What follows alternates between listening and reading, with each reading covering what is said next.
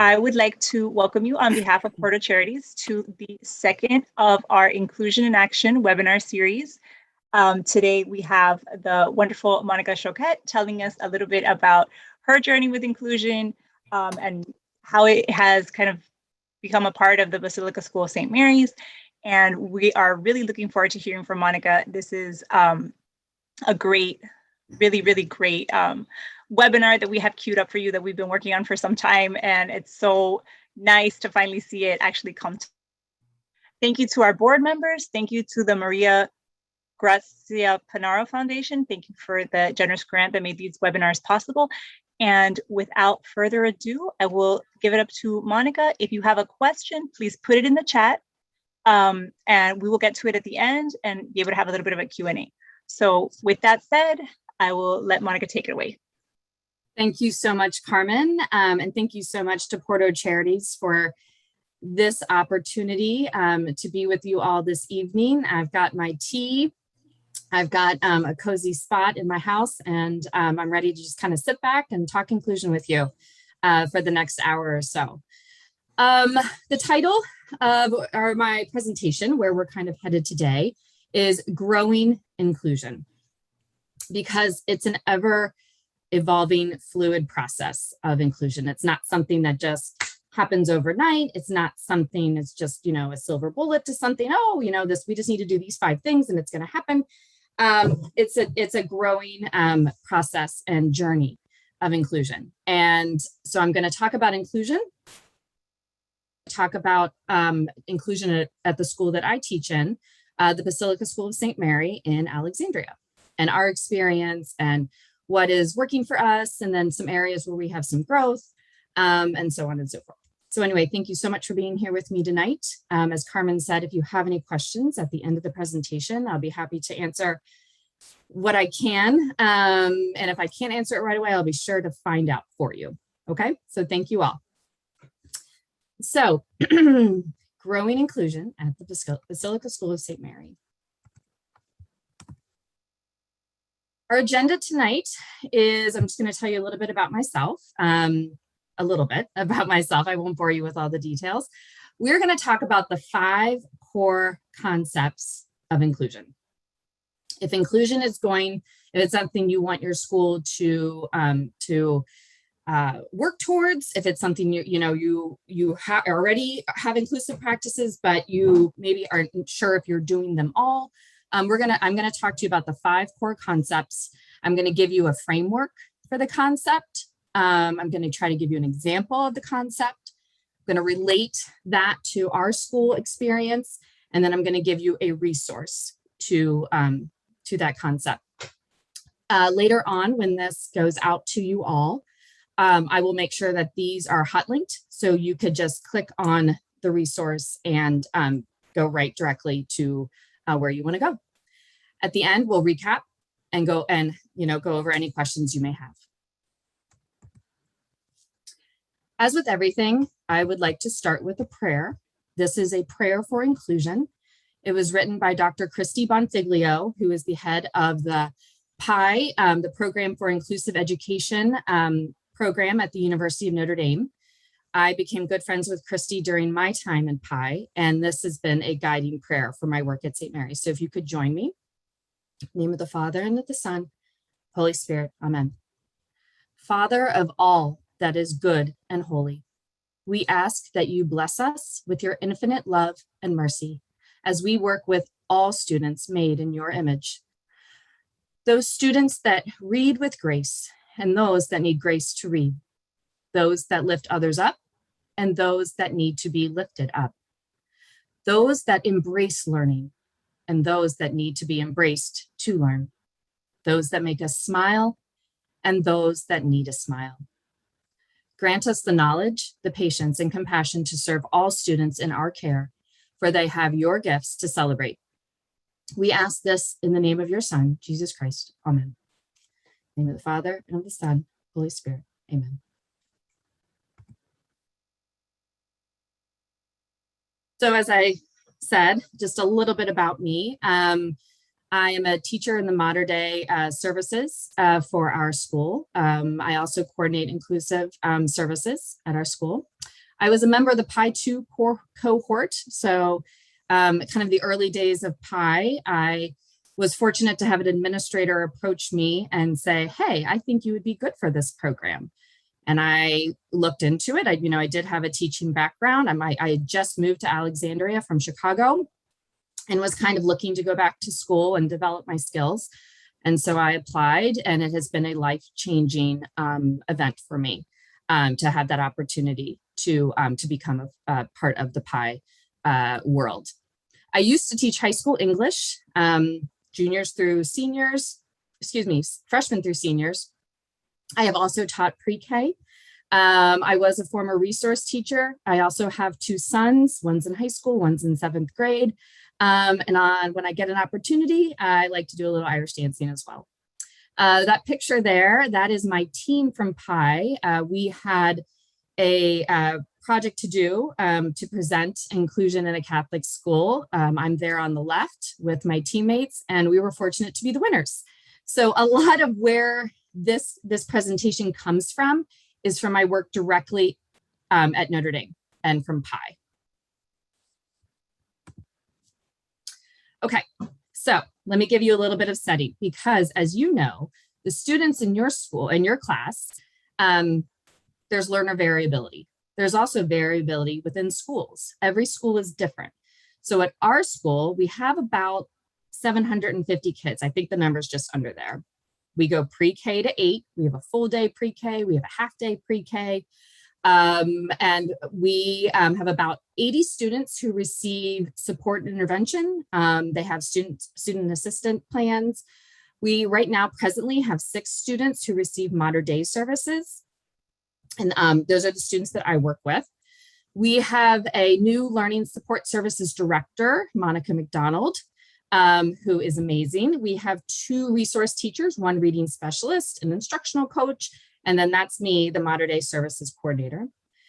At St. Mary's, we partner with our local agencies for Title I, for speech pathologists, for OTs. We are also developing a partnership with some private therapies for them to come into the school if it's appropriate. And this is the 3rd year of modern day services, but our learning support services has been offered for over 15 years.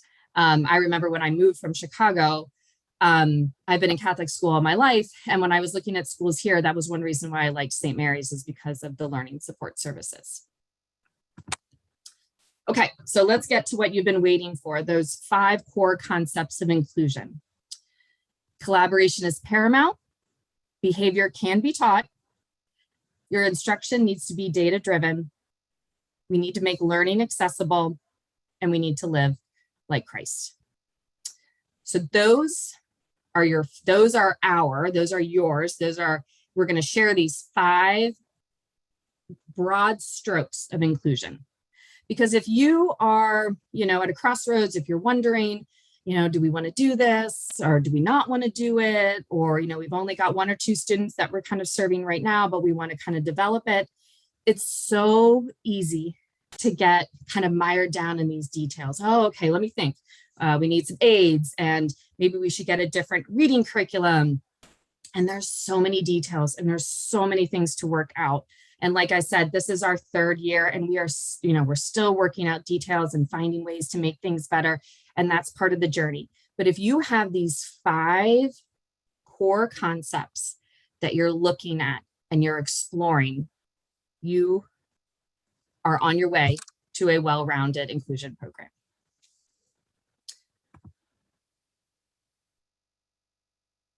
Okay, collaboration is paramount. Now, this collaboration can look a lot of different ways. Collaboration between teachers, collaboration between the teachers and the administration, collaboration between the teachers and the families that, bring their children to you each day, collaboration between you and your students. It's really a culture of collaboration. And it is so important if you want to build an inclusive school. Oh, excuse me. So one framework for collaboration is a student support team, an SST. An SST should have goals to identify and support students, and not just academically, also behaviorally. And when they do see needs, to define and understand what are the evidence-based practices that can serve this student, what interventions are appropriate. And that is something you could do a deep dive in all on your own. I could talk to you for 45 minutes just about evidence-based practices, and making sure you know what works, what has the research and the research behind it. There's also a strong focus on an SST with early identification and intervention, and again, the relationship building. An SST could look a lot of different ways according to your school. It usually involves administrators, a special education teacher, your interventionist, your title tutors, your counselor, the classroom teachers, any professionals that you feel are important to be part of your team. And I'm going to go one step further in that this team has an opportunity, an ongoing opportunity. It's built into the day for them to, or excuse me, the day or the week for them to meet often. So this is just this video is just about 3 minutes. And I feel it is worth watching. Sometimes you kind of say, everyone knows this, right? We all know this, but it's always a nice refresher, because as the days, it's October and we are all, we're busy. We live in a very fast-paced society, and there's a lot of demands, and we have so much on our shoulders, especially as teachers right now, that I think it's worth a watch and a refresher and an inspiration. And also, this is primarily talking about the relationship between a teacher and a student. And one thing that I want to kind of highlight is the videos and the examples or whatever I talk about. It's geared towards as inclusion, but it's towards all, because some disabilities are invisible. Sometimes we don't know what people are experiencing in their days. There's lots of variability to the people we serve each day. So I just want to take about 3 minutes, and then we'll come back together. So the power of relationships in schools. When you get this delivered to your inbox in a couple of days or a week, please take a moment to look at this video, because it is very important. And I apologize that you are unable to see this. Okay, so we will continue on. At our school, okay, so in the school year of 2019, 2020, everybody just take a moment and think back to that school year, right? And what a roller coaster that was. That was the year that St. Mary's, who had always been, having our learning support services, I was not part of the program then, but we started the Modern Day program. It was 6 students, and it was primarily a self-contained environment. And there was one teacher. I think there were 3 aides. There were 6 students. And that was in 2019. And then 2020 happened. And then everything, kind of the wheels fell off. And then the next 2 years, we've all just been kind of, surviving in schools. Right now, things are kind of starting to feel back to normal. So at St. Mary's, our inclusion journey has really, every day we try to take another step forward. We've got a good, strong foundation. We moved from a self-contained classroom into an inclusion model, which has been amazing. We haven't been able to do the professional development that we've liked, just because, we were dealing with so many other things at the time, but we were still moving forward. And now we're fortunate to have built a relationship with the PI team from Notre Dame. They came to us in the spring. They're working with our teachers. We're working on all sorts of really amazing things, and they're coaching our teachers. And so we've really been able to, we were moving forward, and now it feels like we have an opportunity, now that the world has settled, to really focus in on our inclusive practices. One thing that we are working on at our school, as I mentioned, collaboration can look a lot of different ways, is co-teaching. And having resource teachers and classroom teachers, not just work together behind the scenes, but also be in front of the kids and have an opportunity to work together. More time for resource teachers to be in the classrooms. In addition, we are expanding our professional development to all aides and staff in our school. which has been really exciting too. Because really, your school is not just about the teachers and the students. There's so many wonderful people. The people in our cafeterias, the people in our extended day programs, the people who, the wonderful maintenance workers who come in and help us keep our classrooms with light bulbs. And I had maintenance staff in my classroom today with a ladder, and we were looking at the ladder and what shape is the ladder, it's that community culture that we want to really pay attention to. Okay, so that is our first core concept. Our resource for collaboration and culture, Paula Kluth, is fantastic. I don't know if you know about her. She has been working for about 30 years in the world of inclusion. She's got fantastic resources and websites. She's written so many wonderful books, and it's really, she does a really, really nice job of bringing the theory to practice. She's going to give you something you could do in your classroom tomorrow to just build a little bit more, a stronger inclusive practice. So I would recommend you take a look at her websites or her books. Our second core competency is that behavior can be taught. We need to stay positive. And the reason we need to stay positive is that we can't judge too quickly, because, when we're talking behavior, there's so many factors coming into play. The setting events of the student that day, where we are, and, in our day, did we eat breakfast? There's so many things that are working. So we really need to stay positive in our assessment of student behavior and also our promotion of student behavior. So we are looking at PBIS, Positive Behavior Interventions and Supports, as a great framework for teaching appropriate behavior. It has research proven social and academic outcomes.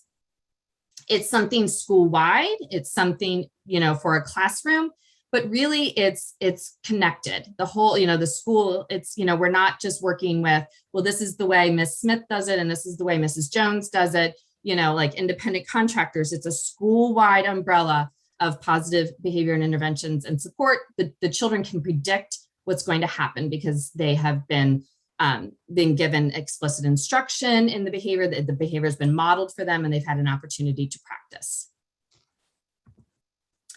At our school, our journey so far has been, in terms of behavior, is MANT training. 2 years ago, Monica, can I stop you for a sec? Mm-hmm. Okay, we got some really helpful feedback here. If you stop the share and then reshare with the audio boxes checked, your videos should work. Okay, so I will go back. Carmen, is that okay? Yes, please. Perfect.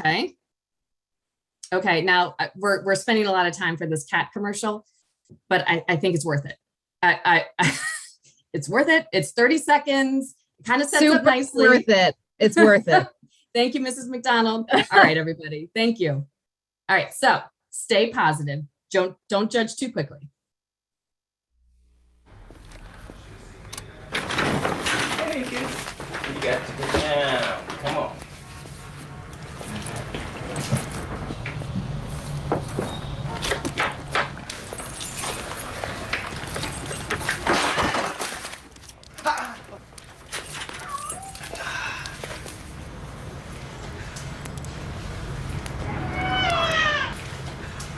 AmeriQuest Mortgage, proud sponsor of the NFL. Okay. I mean, that was worth it, right? But how many times have you stumbled, as a teacher, you've stumbled into a situation and you go, well, what's going on here? What's happening? And, and the students are kind of flustered and they're like, but, and so it's just kind of, a funny way to remember to stay positive. All right. So I was talking about PBIS at our school. I went to MANT training, which has some relational and conceptual components to it. And then I brought it back to the school because it's a train the trainer model. And last year, our faculty was trained in healthy relationships, communication, conflict management, and then given a PBIS overview. We didn't do a super deep dive into it, but just they were exposed to its primary concepts. We are working to establish a strong tier 1 classroom management because that's where it starts, is within the classroom, and then we can build on that. And one way we're doing that is with the Dominican Sisters Virtue Program. We use at our school, and that has been something the children have really enjoyed. So that's what we're doing at St. Mary's in terms of teaching behavior, and that behavior can be taught. PBIS World is a fantastic resource. You can go to that website and they've got tier 1, tier 2, tier 3, you know, a multi-tiered system of support for behavior where you can have data sheets and interventions right at your fingertips. Okay, we're on to our third component of inclusion, and that's data-driven instruction. And how important that is. You want to start with universal screening with data-driven instruction, some sort of standardized testing, you know, fall, winter, spring, can be done a lot of different ways. You know, we were doing Scantron in the diocese up until last year, and now we are working in the MAP growth assessment. So you want to make sure if you're doing universal screening, that's wonderful. That's the first component of data-driven instruction. Now we want to make sure that we're doing something with that data and that it's driving us to what our students need. Now, 2 different ways that can be monitored. So we're not waiting to fail. Like fingers crossed, let's hope that this is working for them and we'll see what the spring scores are like. You want to be able to control that narrative and make sure that you understand where you're going with your school year. 2 ways you can do that: RTI, response to intervention, you use it to assess academic or behavioral performance. If you're working with a student, you want to make sure that whatever intervention you've chose, whatever evidence-based intervention you chose is working and that they're responding to it and it's what that student needs. You can do it with a student, you can do it with an entire class. It's just a way to monitor. And with another way to drive your teaching is with the use of CBMs. It's a direct assessment of academic skills using material from the curriculum. They're brief time samples. It could take 60 seconds. It could take 2 minutes. It's something really quick. Results are graphed and shared with students and parents if possible. And if you're talking tier 2 or tier 3, or students who receive, you know, special education services, you would try to do that weekly and graph your data and share that data. So one thing I always like to say here too is that data matters. Data matters. It's a way for you to remember it. And then this video that I have is looking to highlight, if you know, there's a phrase in our world that if you didn't collect data on it, it didn't happen, right? And the data is so important because that makes sure we're all looking at it from the same angle, the same view. So I just want to take this as about 30 seconds just to kind of highlight and support that idea. So here we have these beautiful giraffes. Oh, what a lovely art installation. Hold on, wait a second. Now it's an elephant. And we want to make sure that our data isn't a giraffe and an elephant. We're all looking at the same trajectory. We're all looking at the same results. And that's why it's so important.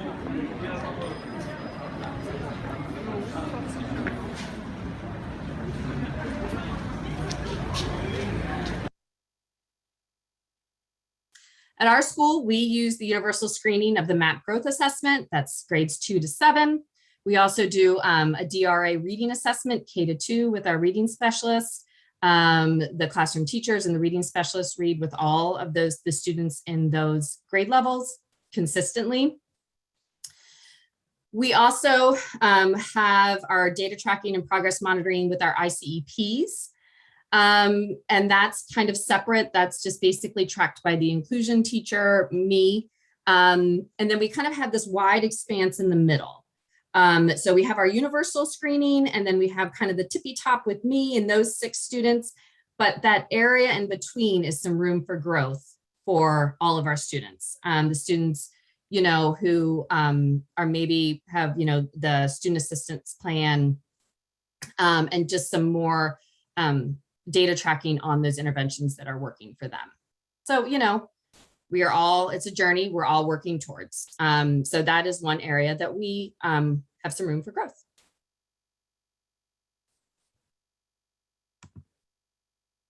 A wonderful resource that I use every week is Easy CBM. It's free. You can use, there's an CBM Lite. And then they also have one, I believe it's like $50. And it's RTI made easy, and it really is true. They've got all benchmark assessments for, all the grade levels you could want. And it really breaks down into sight words and segmenting and initial consonant sounds. I mean, anything that you're looking to track with a student, and then it will create the graphs and data for you. So you're not going back to your Google, sheets to try to plot and to track. It's a really, really lovely site for data progress monitoring.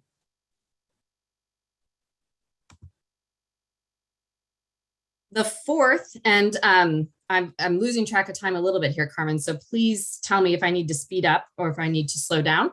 UDL, we need to make learning accessible. Now, this is a really big core concept. I mean, again, we could do a deep dive into any of these for, hours or, a weekend retreat. But these are just broad strokes. If, broad strokes and, a place to kind of get started if you're thinking about inclusion. So we want to make learning accessible. We want to use UDL, a universal design for learning, to give our students the flexibility to access the material, to engage with the material, and then to show us what they know. UDL is so wonderful too, because all students, every student in your classroom benefits from UDL. This isn't something that just is, geared towards, this works for students who have dyslexia. This works for students who have auditory processing. This works for it, which is one of the, sometimes some pushback can come. Well, I've got 27 students in my room. I can't make 27 different lesson plans. And that's not what you're supposed to do. This is a universal design. So you're planning for each margin. You're going between both ends of the spectrum all the way. So CAST, which is the Center for Applied Special Technology, they are the ones who created the Universal Design for Learning.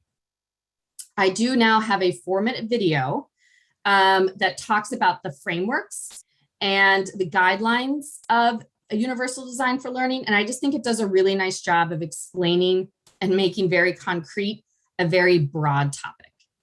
So we're going to watch this for 4 minutes, and then we'll come back.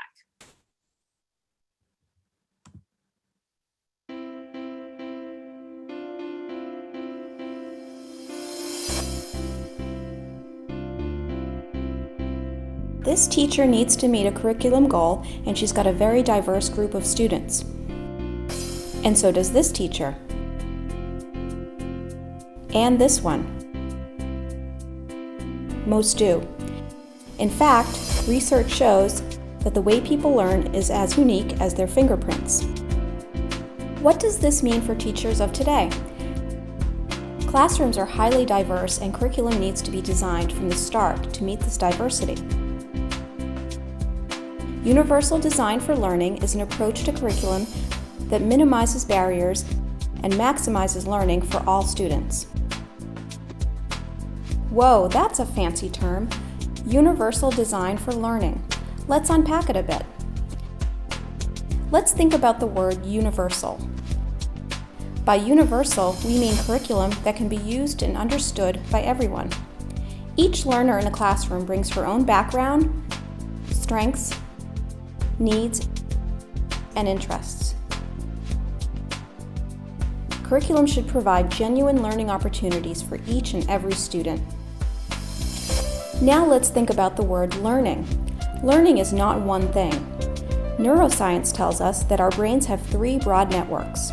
One for recognition, the what of learning, one for skills and strategies, the how of learning, and one for caring and prioritizing, the why of learning. Students need to gain knowledge, skills, and enthusiasm for learning, and a curriculum needs to help them do all three.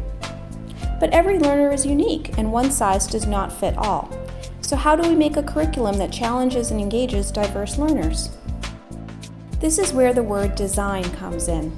A universally designed building is planned to be flexible and to accommodate all kinds of users, with and without disabilities. It turns out that if you design for those in the margins, your building works better for everyone. Curb cuts and ramps are used by people in wheelchairs, people with strollers, and people on bikes. Captioning on TV serves people who are deaf, people learning English, people in gyms, and spouses who get to sleep at different times. UDL takes this idea and applies it to the design of flexible curriculum. UDL goes beyond access because we need to build in support and challenge. So how do we use the UDL framework to make learning goals, methods, materials, and assessments that work for everyone? First, ask yourself, what is my goal? What do I want my students to know, do, and care about? Then ask, what barriers in the classroom might interfere with my diverse students reaching these goals? To eliminate the barriers, use the 3 UDL principles to create flexible paths to learning so that each student can progress. Number 1, provide multiple means of representation. Present content and information in multiple media and provide varied supports. Use graphics and animation, highlight the critical features, activate background knowledge, and support vocabulary so that students can acquire the knowledge being taught. Number 2, provide multiple means of action and expression. Give students plenty of options for expressing what they know and provide models, feedback, and supports for their different levels of proficiency. Number 3, provide multiple means of engagement. What fires up one student won't fire up another. Give students choices to fuel their interests and autonomy. Help them risk mistakes and learn from them. If they love learning, they will persist through challenges. And remember, always keep in mind the learning goal. Get rid of barriers caused by the curriculum and keep the challenge where it belongs. And that's it. Okay, quick recap. Show the information in different ways, allow your students to approach learning tasks and demonstrate what they know in different ways, and offer options that engage students and keep their interest. Universal design for learning equals learning opportunities for all. For more information on UDL, go to www.cast.org. There's a lot of really amazing information at that website, and I do encourage you to check it out.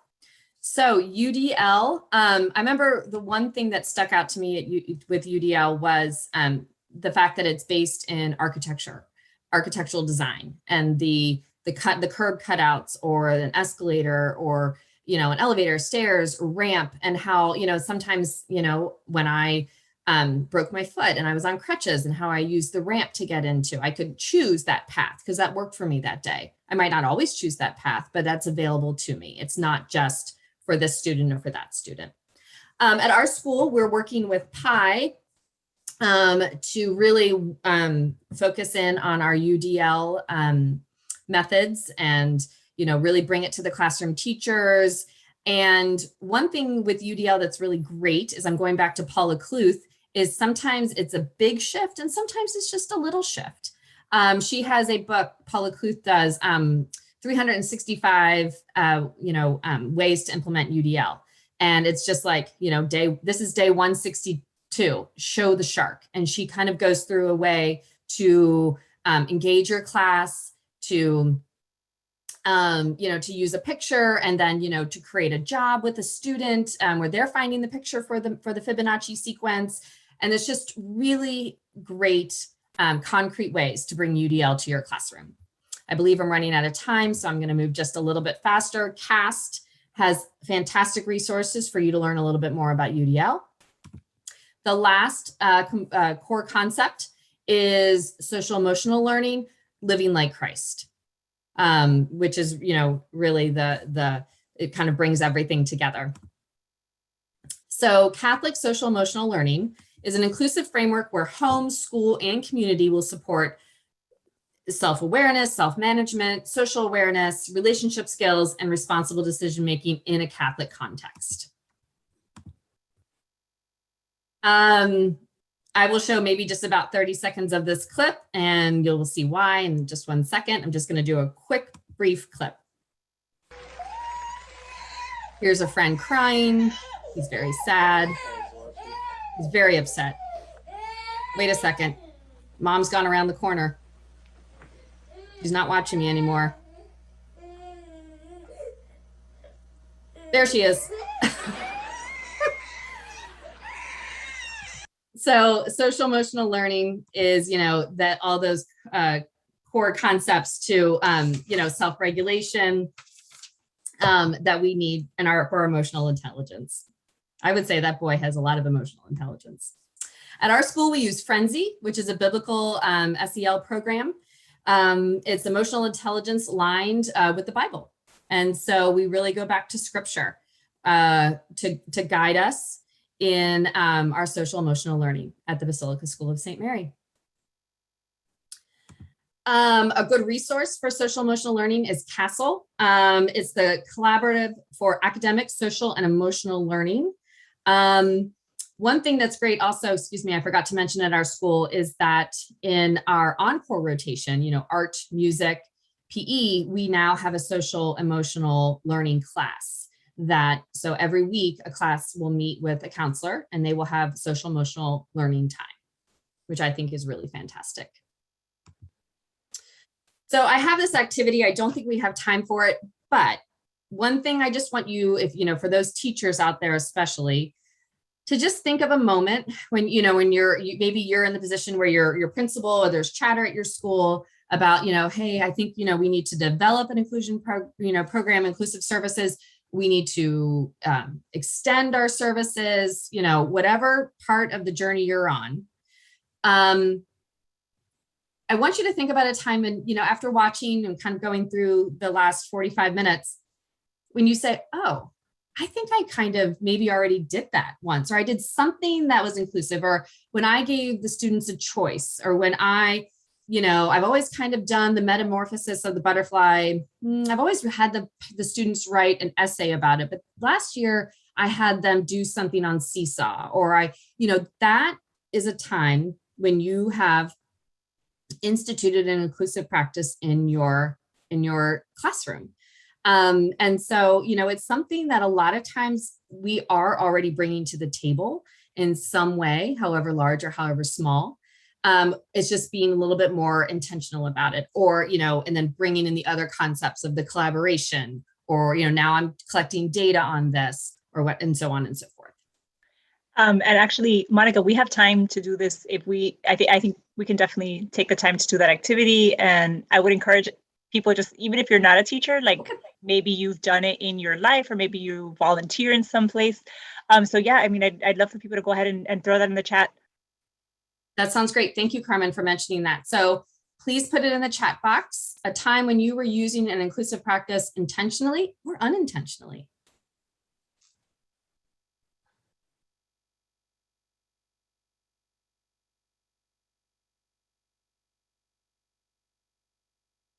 Allowing students to use voice to text to write longer pieces. Amazing. Yes.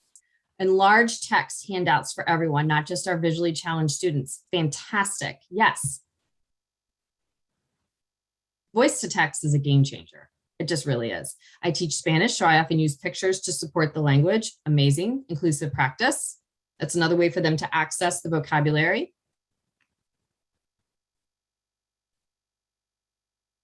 And I like, Wanda, how you said that, for everyone. I gave everyone the enlarged text handouts, or maybe more white space, because a lot of times, all of that information can be very overwhelming if you're looking at it. Encouraging varied products to demonstrate understanding of a concept. Thank you, Mrs. McDonald. Yes. And it goes back to that student choice, giving them an opportunity to show what they know according to their strengths.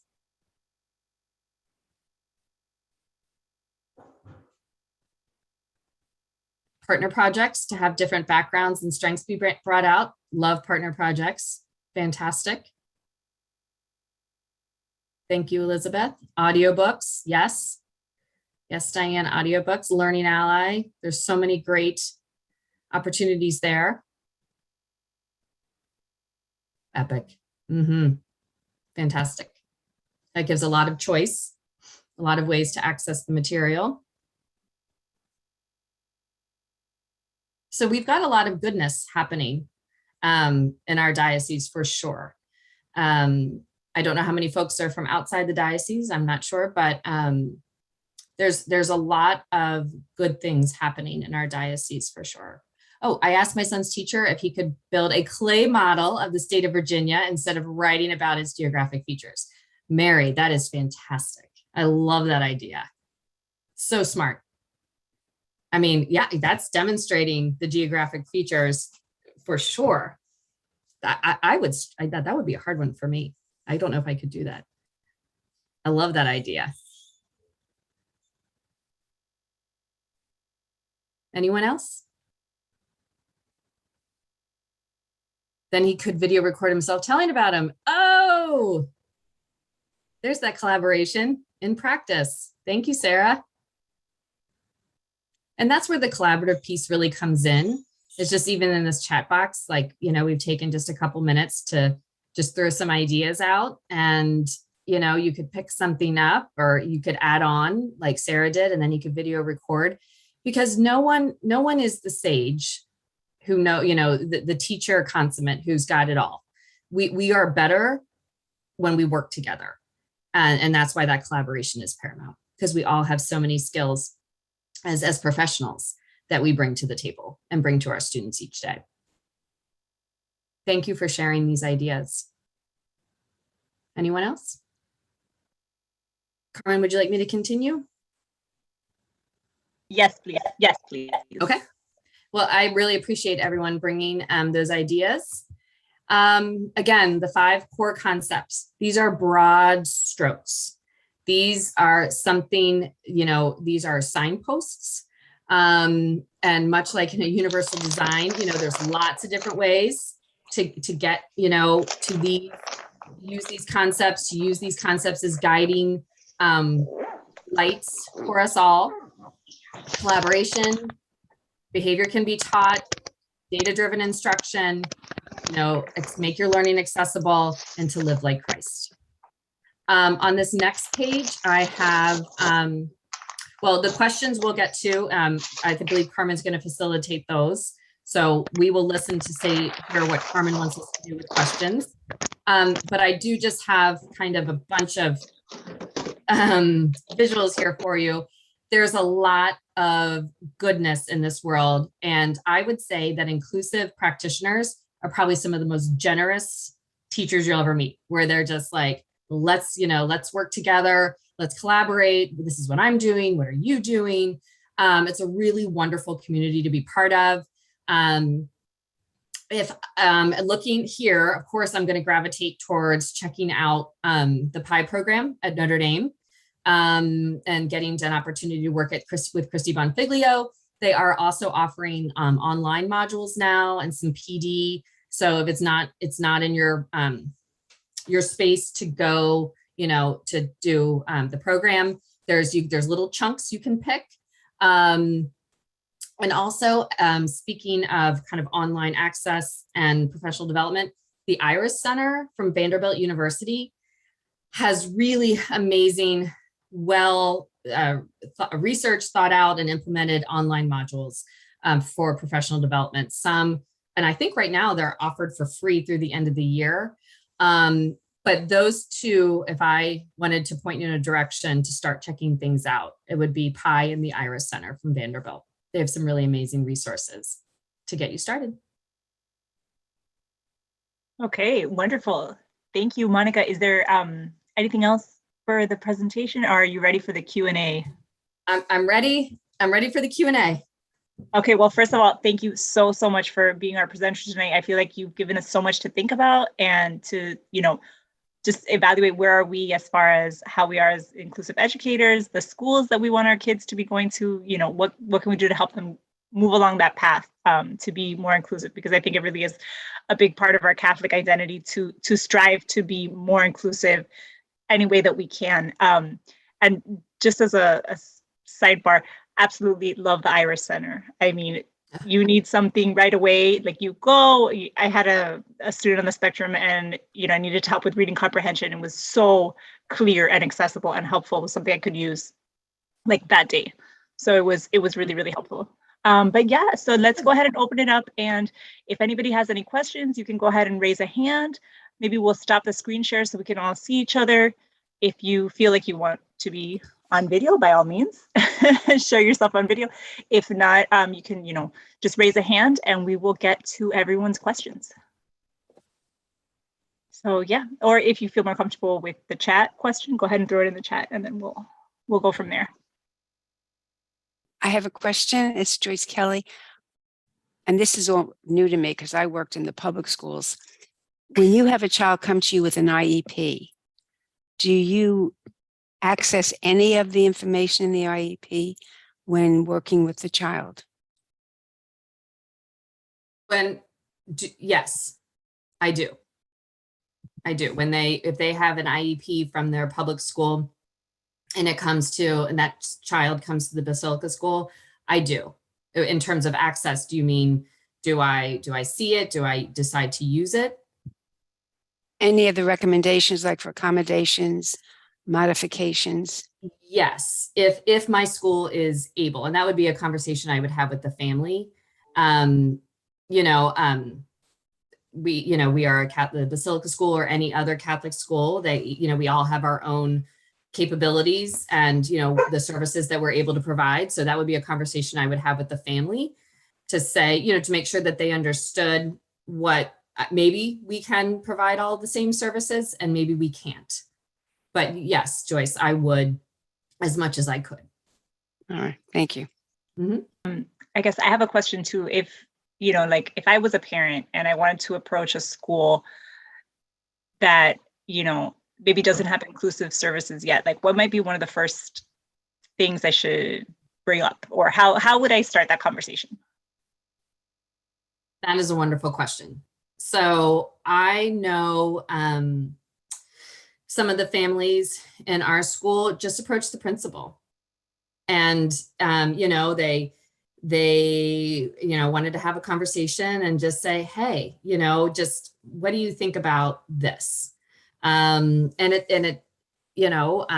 It's just conversation and community building and kind of really starting from the grassroots. If it's something that, you have a child, or it's something that you feel called to do, or to build in your community. I think it just starts with a conversation with your principal.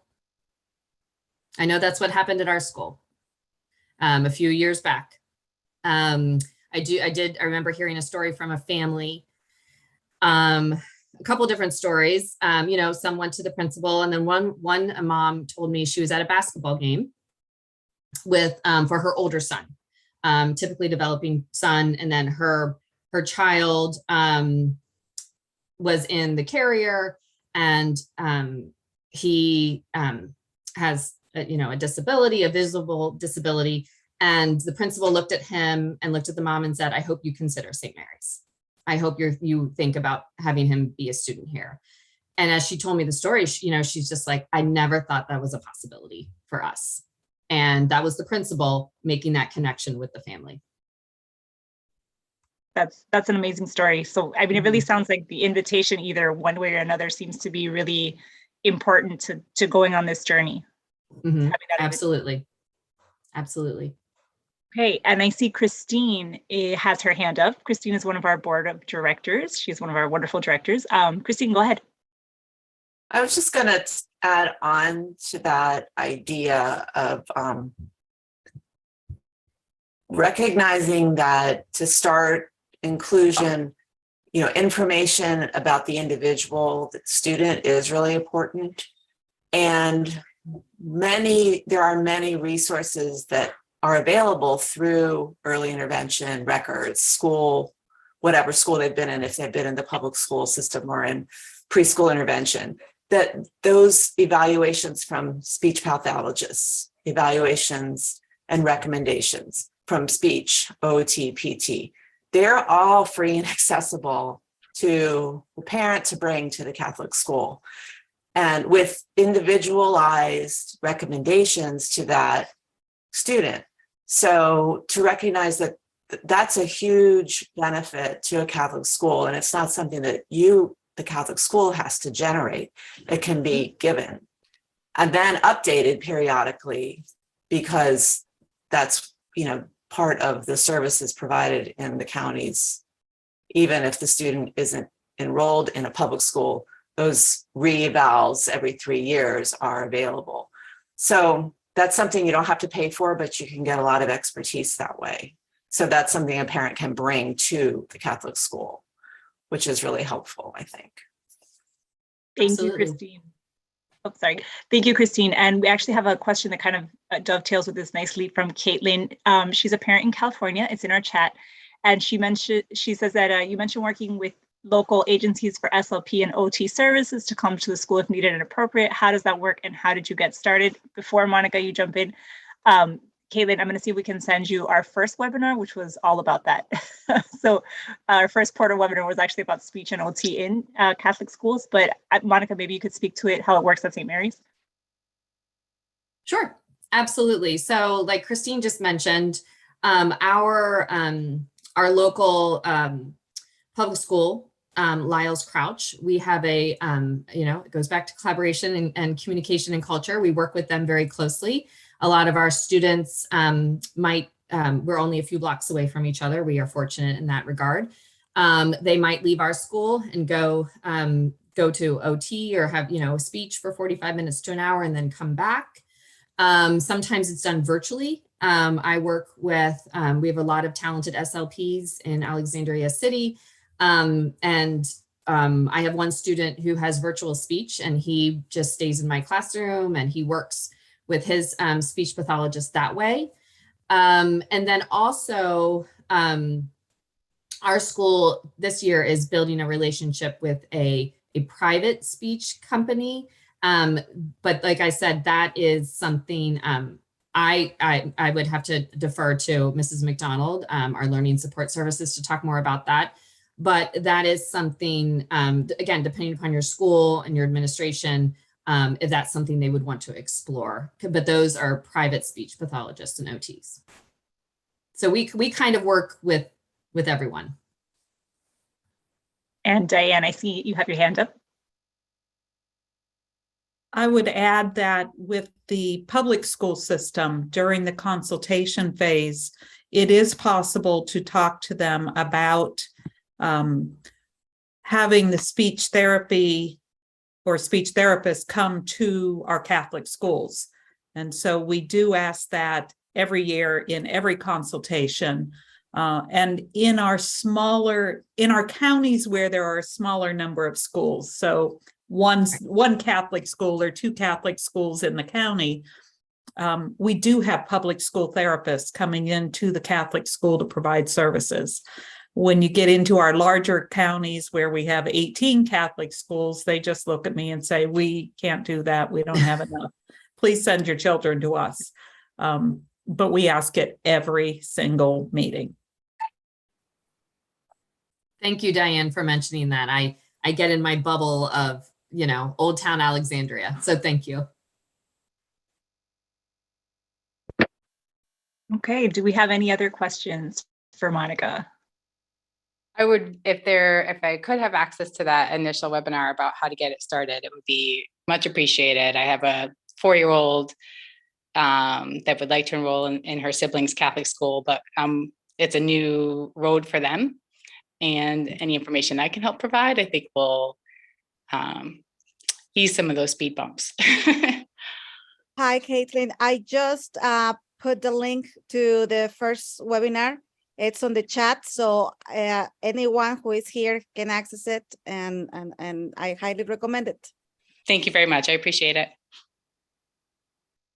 Christine, go ahead. I just wanted to emphasize for everybody and Caitlin that UDL is an awesome framework. It is an awesome framework for any school, any educator to consider, special ed, regular ed, whatever. It is truly, it is really the design that addresses all needs. And it calls for a lot of creativity, but CAST, that website is awesome. So between CAST and Bandy and the other Pi that you recommended, those are really awesome resources. But UDL as a framework is where it's at. So if you can present UDL to your school and show how that framework helps everybody get a richer, more personalized and more applicable education, because it's not just about soaking it in, it's about how to express what you've learned. It targets each of those phases individually, and it's awesome. So I would just really recommend understanding, digesting UDL, and being able to talk UDL. Well, Christine, you just made my night. Thank you for meeting another. I've been talking UDL a long time. My kids are 22 and 24. So. Oh, wow. Yeah. And one thing I really like about UDL is sometimes, if we have a professional development, you hear like a little comment here or there. Oh, well, we're doing this all for these, 10 kids or this population. And you can say UDL, and planning for the margins, you've got your gifted and talented, you've got, those with learning disabilities, and you've got, just everybody is served to their best potential. And that is inclusive education. Awesome. So we still have a little bit more time for questions. So I have another question I want to ask you. Obviously we want these conversations where we like invite our administrators, or, we ask for our children to be included, to be wonderful and to go well, and, them to say yes right away. But what do you think are some good ways to maybe get around those hurdles or those initial fears that people can have when you say, hey, let's have an inclusive program at this school? Like, I don't know, maybe what are some of the common ones maybe you've heard or from Pi that they could maybe talk you through a little bit? The biggest one I always hear is, resources. Well, we don't have the resources. We don't, that's just too much. That's the public school, we just don't have the resources. So to me, that's always the first, barrier that I hear. And again, with these 5 core concepts, you have something to go back with and say, okay, these are just our 5 before we get into resources and what that means. Is that people? Is that curriculum? Is that space? What that means. I always like to start there. Well, these are the 5 core concepts. What do we think about these? And then honestly, I always go back to scripture. And, and Jesus is including, an invitation for all to join him. And, there's Zacchaeus, the tax collector in the tree. And, and Jesus saying, I'm going to stay at your house tonight. And everyone's saying, oh, the tax collector? We don't like him. Why are you going to stay? He's like, I'm going to stay at your house because what you have to say is important to me too. And so I think if you can approach rather than getting down in the weeds of, well, we're going to need a separate classroom and, we're going to have to probably get some sensory items. And you start to just, get down in all those details. If you could start, and say, okay, maybe we want to start with, just some team teaching time or some, time for teachers to collaborate together or, or give UDL a shot, but these are our 5 core concepts. And let's just start there. And then, especially with the social emotional learning and living like Christ, if we are going to live like Christ, we are going to be inclusive. And that's part of the teaching. So those are kind of 2 things that I always go to if people, have some questions. Okay, and we got another question. Thank you, Monica. And we got another question in the chat. Can you just describe your Matter Day program? And I think I've heard you describe more as services. And are these students fully included? And I guess the question is also like, what does that exactly mean to be fully included at the Basilica School? Sure. So that is one thing that you're right, Carmen. I try to use the word services because when I use the word program, and I completely understand why the word program is used, completely understand, it makes sense. However, when you think of people first language and inclusive language, the minute you call it a program, it's separate. It just becomes something extra, like something on the side, like a sidecar. Oh, we've got this program, and so I try very hard to use the long phrase of students who receive Mater Day services. Now, those services are fluid. It's not the same for every student because not every student is the same.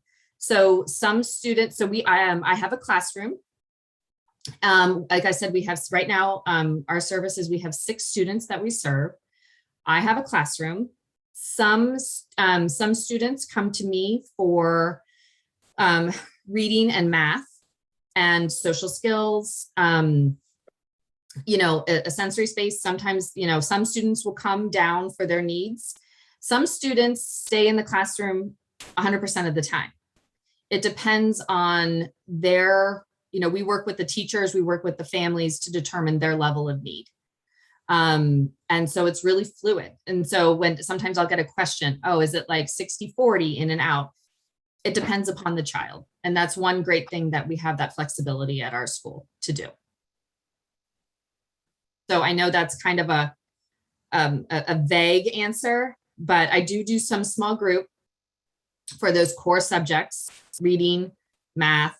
They have their own individualized curriculums. We have, an ICEP, we have our goals.